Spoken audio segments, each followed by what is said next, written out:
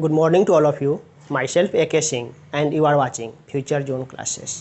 आज future zone classes के इस प्लेटफॉर्म से 12th physics chapter 6 electromagnetic induction में आप सबों का बहुत बहुत स्वागत है।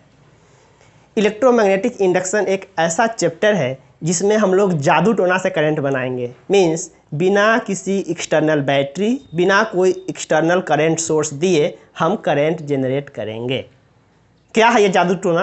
ये जादू टोना कोई हम नहीं दिए हैं, फैराडे, लेंज ये लोग मिलकर के दिए हुए हैं। तो इसमें हम लोगों को पढ़ना है मैग्नेटिक फ्लक्स क्या होता है, इलेक्ट्रोमैग्नेटिक इंडक्शन क्या होते हैं, फैराडे का क्या क्या लॉ है, फ्लेमिंग का राइट हैंड रूल फिर से पढ़ेंगे कुछ, लेंज लॉ क्या है, इलेक्ट्रिक में म्यूचुअल इंडक्शन क्या होता है, सेल्फ इंडक्शन क्या होते हैं, इंडक्टर क्या होता है, और फाइनली पढ़ेंगे working principle of AC generator. AC generator में कैसे करंट बनता है। वहाँ भी वही होता है, हम लोग जो जनरेटर होते हैं उसमें इनपुट के रूप में क्या डालते हैं, मैकेनिकल एनर्जी डीजल के रूप में, या फिर कहीं से टरबाइन वगैरह नचाते हैं, रोटेटरी इफेक्ट डालते हैं और वहाँ से अपने को करंट के रूप में आउटपुट कुछ मिलता है। मीन्स जादू से कुल मिलाकर के इस पूरे टॉपिक में अपने को जादू टोना से करंट बनाना सीखना है। और क्या है जादू टोना, कुछ हम लोग सीखते हैं। जादू टोना वाला काला जादू सीखते हैं आज।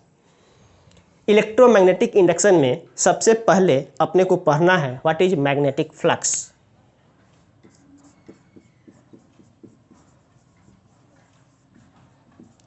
मैग्नेटिक फ्लक्स ये चीज़ आपने इलेक्ट्रोस्टैटिक्स में भी पढ़ा है इलेक्ट्रिक फ्लक्स के नाम से। इलेक्ट्रिक फ्लक्स क्या होता है? The number of electric field lines passes through a given cross section. तो सेम किसी भी गिवन क्रॉस सेक्शन से, किसी भी गिवन इनक्लोजर से number of magnetic field lines जो होता है उसी को क्या बोलते हैं? Magnetic flux. The number of magnetic field lines passing through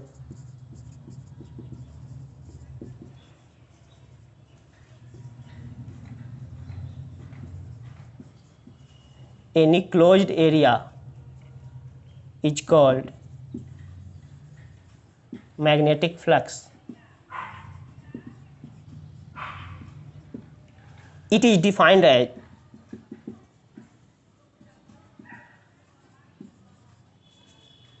the dot product of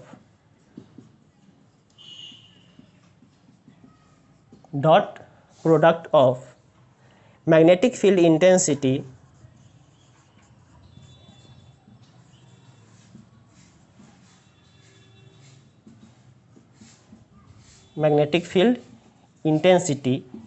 and area vector।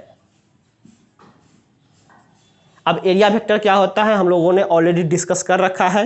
किसी भी एरिया पर परपेंडिकुलर डायरेक्शन में उस एरिया के बराबर के मैग्नीट्यूड का कोई वेक्टर, किसी भी एरिया पर परपेंडिकुलर डायरेक्शन एक एरिया के बराबर के वैल्यू का मैग्नीट्यूड लेकर के वेक्टर बनाएं तो क्या बन जाएगा? उस एरिया का एरिया वेक्टर। और मैग्नेटिक फील्ड इंटेंसिटी तो पढ़ते आ रहे हो पूरा अभी पिछले 10-15 क्लासेस से। तो मैग्नेटिक फ्लक्स क्या है? किसी भी इनक्लोजर से कितना मैग्नेटिक फील्ड लाइंस क्रॉस कर रहे हैं वही चीज़ है मैग्नेटिक फ्लक्स। बट इसको मैथमेटिकली हम दिखा रहे हैं dot product of magnetic field intensity and area vector. मतलब phi is equal to B dot A. इसको अगर तोड़ेंगे तो वैल्यू मिलेगा बी ए कॉस थीटा। अगर हम बात करें इन डिफरेंशियल फॉर्म में, डिफरेंशियल फॉर्म मतलब बहुत छोटा सा flux,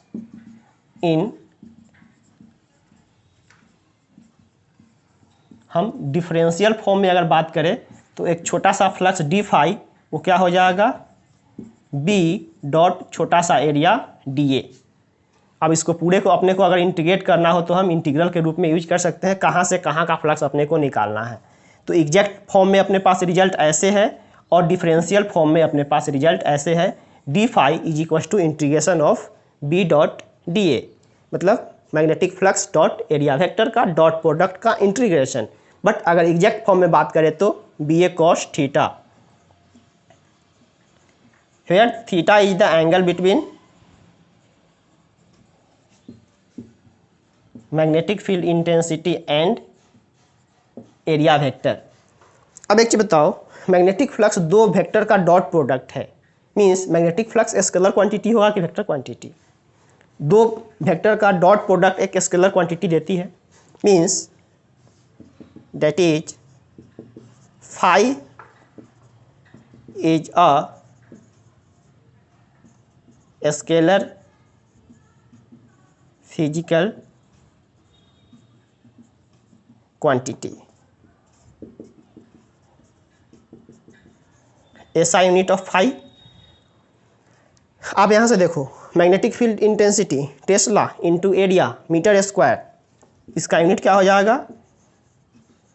Tesla metre square. Tesla metre square, और इसी को बोलते हैं वेबर के रेस्पेक्ट में वेबर। WEBER वेबर डिनोट करते हैं W से। कोई W से डिनोट करता है, कोई WEB से डिनोट करता है। W से वाट मत समझ लेना, W टेंड्स टू वेबर। तो टेस्ला मीटर स्क्वायर और नहीं तो वेबर। मैग्नेटिक फ्लक्स, यहाँ से दो चीज़ आपको मिल गया, स्केलर क्वांटिटी है ऐसा unit tesla metre square, otherwise weber. अब आपके लिए यहाँ से खुद एक क्वेश्चन है, हम क्वेश्चन के रूप में यहाँ डालेंगे, find out the dimension of phi. लिखो आप यहाँ तक।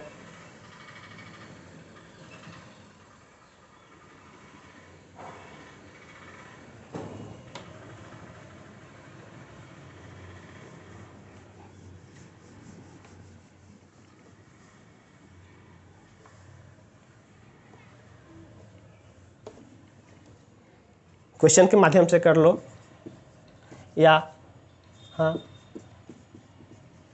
Find dimension of magnetic flux. Magnetic flux का हमें डायमेंशन चाहिए। फाई क्या मिल रहा है? B into A into cos theta, जहाँ पर कॉस थीटा डायमेंशन लेस है। आप जानते हो कोई भी ट्रिगोमेट्रिक क्वांटिटी डायमेंशन लेस होता है, means magnetic field intensity into area vector का जो डायमेंशन होगा वही फ्लक्स के डायमेंशन होंगे। डायमेंशन निकालने के लिए अपने पास जाना होता है इसको घुमाते हुए बेसिक फंडामेंटल के टर्म में। मैग्नेटिक फील्ड इंटेंसिटी यूनिट तो आप लिख लोगे टेस्ला मीटर स्क्वायर, बट वहाँ से डायमेंशन आपको नहीं मिलेगा। एक चीज़ और जानते हो, मैग्नेटिक फील्ड इंडक्शन का यूनिट क्या होता है? बी का यूनिट अगर खोजना चाहो तो जानते हो, और magnetic force F is equal to M into B. Magnetic force magnetic pole strength into magnetic field intensity. जैसे F is equal to Q into E जानते हो, वैसे ही F बराबर M इंटू बी जानते हो। तो यहाँ से B का वैल्यू क्या हो जाएगा? F by M। मतलब अगर आप B का यूनिट खोजो तो क्या मिल जाएगा? न्यूटन पर, और यहाँ M क्या है? Ampere metre, pole strength ampere metre. डालो इसका यूनिट फाई। बी की जगह पर क्या डाल देंगे? Newton per ampere metre, newton per ampere metre into area metre square. Metre से 1 मीटर सफ़ा, ये निकल गया न्यूटन मीटर पर एम्पियर। तो फाई का यूनिट हम ये भी लिख सकते हैं न्यूटन मीटर पर एम्पियर। गौर से देखो फिर से, बी का यूनिट निकालने के लिए F is equal to M into B जानते हो। बी का वैल्यू हो जाएगा F बाई M। बी का यूनिट हो जाएगा F बाई स्मॉल m, जहाँ F का यूनिट होता है न्यूटन और m मास नहीं है, एम्पियर मीटर पोल स्ट्रेंथ। तो newton per ampere metre into area metre square, newton metre per ampere. इसलिए अगर आप फाई का डायमेंशन लिखना चाहो तो newton ML/2 into metre L divided by area, मतलब सॉरी ए से एरिया नहीं है, ए यहाँ पर एरिया नहीं है, एम्पियर है। ए यहाँ पर एम्पियर है, कंफ्यूज नहीं करेंगे, एम्पियर मीटर, ए एम्पियर है। तो एम्पियर का यूनिट क्या, डायमेंशन एम्पियर ही रह जाएंगे। तो कुल मिलाकर के अपने पास वैल्यू मिल गया M L square T L into L, L square T inverse two A inverse. ये रहा मैग्नेटिक फ्लक्स फाई का डायमेंशन, मैग्नेटिक फ्लक्स फाई का डायमेंशन। तो आपके एग्जाम में, बोर्ड एग्जाम में पूरा ऑब्जेक्टिव में कम से कम 2-3 डायमेंशन तो पूछ ही लेता है। तो डायमेंशन कभी याद नहीं किए जाते हैं, डायमेंशन बाय प्रोसेस निकाले जाते हैं। डायमेंशन लिखो फिर आगे बढ़ते हैं।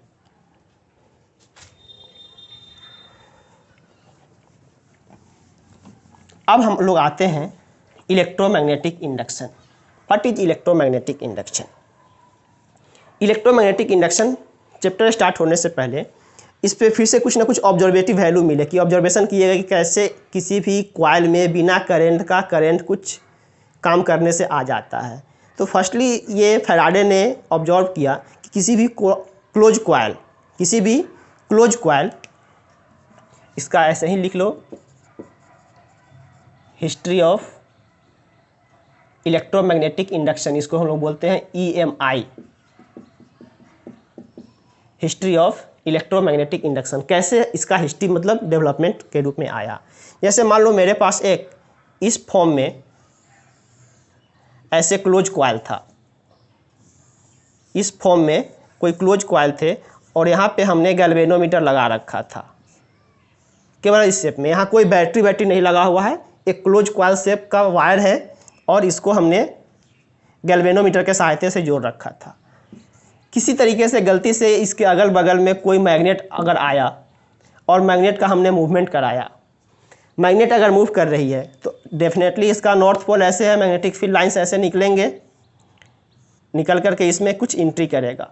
तो जैसे जैसे मैग्नेट नज़दीक आ रहा था, इसमें देखा गया कि गैल्वेनोमीटर में डिफ्लेक्शन आना शुरू हो गया।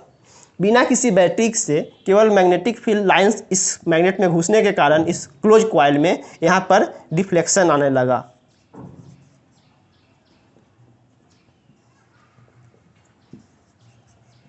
Deflection in galvanometer. अब इस गैल्वेनोमीटर में डिफ्लेक्शन आने का मतलब है कि इस वायर में करंट आ गया, करंट आए तभी डिफ्लेक्शन हुआ है। तो एक एग्जाम्पल ये रहा। दूसरा एग्जाम्पल इस फॉर्म में था कि एक कोई बिना बैटरी से कनेक्टेड कोई सोलेनॉइडल शेप ऐसे थे, और दूसरा हम एक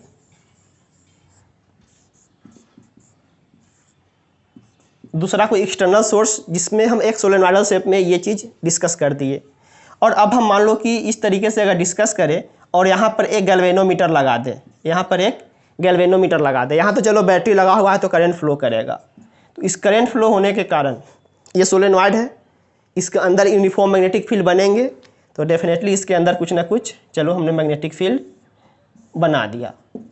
तो जब मैग्नेटिक फील्ड बनेगा तो क्या वापस इधर से घूमते हुए इसमें आकर के एंट्री करेंगे? क्या जो मैग्नेटिक फील्ड बनेगा वापस आकर इसमें एंट्री करेंगे? मीन्स हम कह सकते हैं कि इसका मैग्नेटिक फील्ड कुछ ना कुछ इसमें एंट्री कर लिया, कहीं से ना कहीं से इसका मैग्नेटिक फील्ड इसमें एंट्री कर लिया। तो अगर इसका मैग्नेटिक फील्ड इसमें एंट्री किया तो इसमें भी क्या देखा गया कि गैल्वेनोमीटर में फिर से करंट आ गया। केवल इसमें करंट देने से इसमें करंट आना शुरू हो गया। तो ये सारे फिनोमेना जब देखा गया तो फिर इस पर डिस्कशन शुरू हुआ कि आखिर इसमें करंट देने से, इस चुंबक को नज़दीक लाने से इसमें करंट आ कहाँ से रहा है। देन इलेक्ट्रोमैग्नेटिक इंडक्शन का यहीं से डिस्कवरी स्टार्ट हुआ। तो ये दो हिस्ट्री आपको क्लियरली दिखा रहा है कि कहाँ से इलेक्ट्रोमैग्नेटिक इंडक्शन आना शुरू हुआ। फिर से इसमें करंट दिए, फिर से इसमें डिफ्लेक्शन हो गया,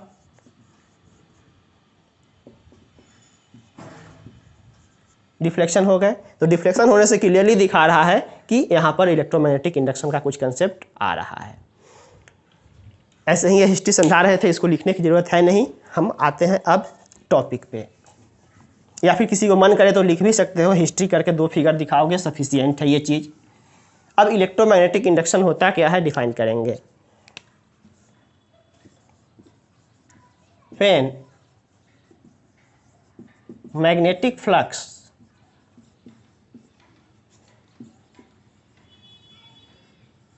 changes through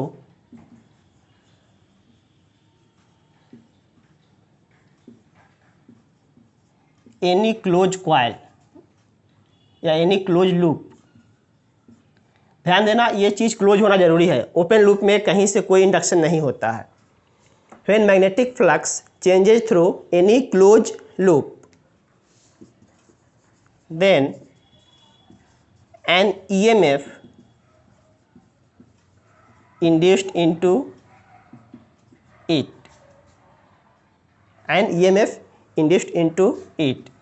and hence electric, क्योंकि जैसे ही एक बार EMF मतलब वोल्टेज इंड्यूस्ड हो गया तो करंट फ्लो हो सकता है, and hence electric current flow, full stop. The EMF so induced, जो इंड्यूस्ड EMF हुए हैं, is called induced EMF and current is called induced current, and this phenomena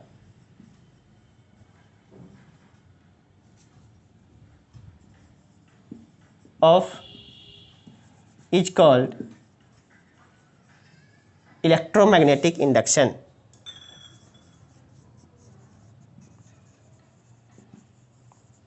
It's called electromagnetic induction. Clear? तो electromagnetic induction में कहीं भी हमें flux नहीं चाहिए, चेंज इन फ्लक्स चाहिए। कांस्टेंट फ्लक्स से कहीं से कोई इंडक्शन नहीं होता है। ध्यान देना, when magnetic flux changes through any close coil, यहाँ चेंजेज को आप अंडरलाइन करोगे।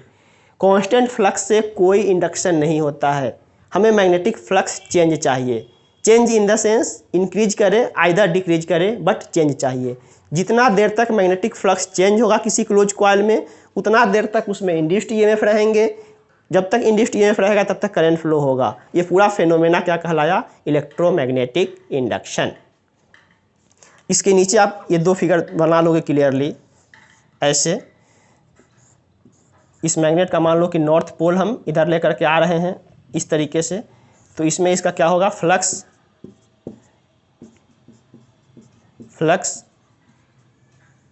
इंक्रीज करेगा, सो ईएमएफ। समय के साथ ये सब कुछ क्लियर होते चलेगा, बट अभी आप केवल ऐसे दिखाओगे। एक ring, north pole, south pole एक मैग्नेट था, इसको हम इधर की तरफ मूव करा रहे हैं। मूवमेंट के कारण धीरे धीरे नज़दीक आएगा, फ्लक्स बढ़ेंगे, फ्लक्स बढ़ेगा, ईएमएफ आ जाएंगे। किस डायरेक्शन में आएगा, कैसे होंगे, आगे पढ़ेंगे, बट अभी इसमें ईएमएफ आ जाएंगे। नोट कीजिए।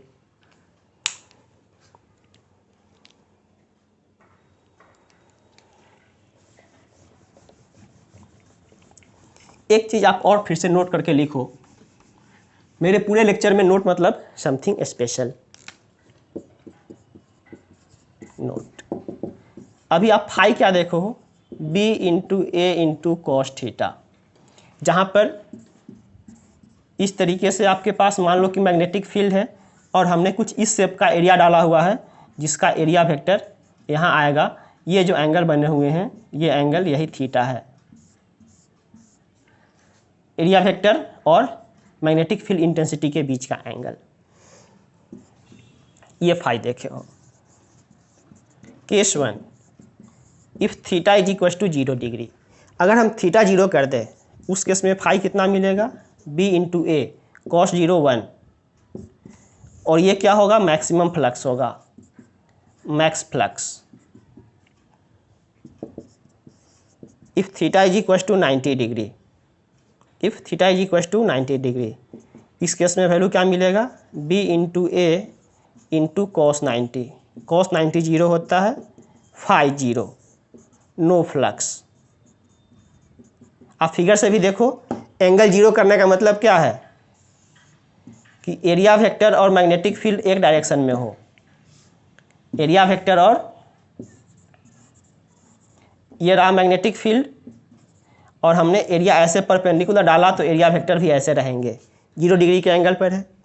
परपेंडिकुलर एंगल का मतलब होना चाहिए, अगर एरिया वेक्टर ऐसे है, फ्लक्स ऐसे है और एरिया हमने ऐसे डाल दिया, फ्लक्स ऐसे फ्लो कर रहे हैं। आप गौर से देखोगे, जैसे मान लो ऐसे इस साइड से इस side flux flow magnetic field है और हमने एरिया को ऐसे डाल दिया, मतलब एरिया वेक्टर कितना पर आ गया 0 डिग्री पर, मैक्सिमम फ्लक्स एंट्री करेगा। हमने एरिया को ऐसे डाल दिया, कोई इलेक्ट्रिक फील्ड लाइन्स इससे क्रॉस कर पाएंगे नहीं। अब कितना डिग्री एंगल बन गया, फील्ड लाइन्स ऐसे थे और एंगल ऐसे बन गया 90 पर, नो फ्लक्स। कुछ वैसा ही केस यहाँ भी आएगा, यहाँ पर एंगल कितना बन गया 90 डिग्री, इस केस में फ्लक्स क्या मिलेंगे 0। अब यहाँ तो अपने को फ्लक्स मिल गया, बट इंडक्शन हमें फ्लक्स पर डिस्कस नहीं करके क्या बोलता है, चेंज इन फ्लक्स पे।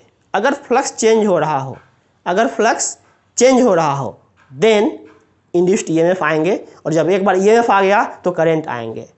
अब बात उठती है कि चलो भाई फ्लक्स कैसे चेंज करें। तो फ्लक्स चेंज करने के लिए अपने पास बहुत सारा पैरामीटर है। हम मैग्नेटिक फील्ड चेंज करके फ्लक्स चेंज कर सकते हैं, एरिया चेंज करके मैग्नेटिक फ्लक्स चेंज कर सकते हैं, और नहीं तो एंगल चेंज करके मैग्नेटिक फ्लक्स चेंज कर सकते हैं। तो we can change magnetic flux either by changing magnetic field, either by changing area, और आइदर बाय चेंजिंग थीटा। हम नहीं करें इंक्रीज और डिक्रीज, बस चेंजिंग। फील्ड घटाओ बढ़ाओ फ्लक्स चेंज होंगे, एरिया घटाओ बढ़ाओ फ्लक्स चेंज होंगे, एंगल चेंज करो फ्लक्स चेंज होंगे। तो कहीं से भी अपने को फ्लक्स आता है, डजेंट मैटर कि हम किस प्रोसेस से फ्लक्स चेंज कर रहे हैं, जब तक फ्लक्स चेंज होगा तब तक उसमें इंड्यूस्ड ईएमएफ और इंड्यूस्ड करंट आते रहेंगे। क्लियर? नोट करें, फिर कुछ डिस्कस करते हैं।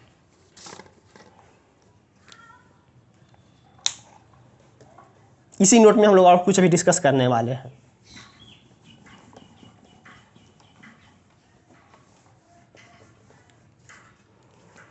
इसी नोट में सेकंड पॉइंट डालेंगे, नोट में ही सेकंड पॉइंट डालेंगे। बी फाइव इक्वल्स टू क्या मिला है, B into A into cos theta. Here we can change,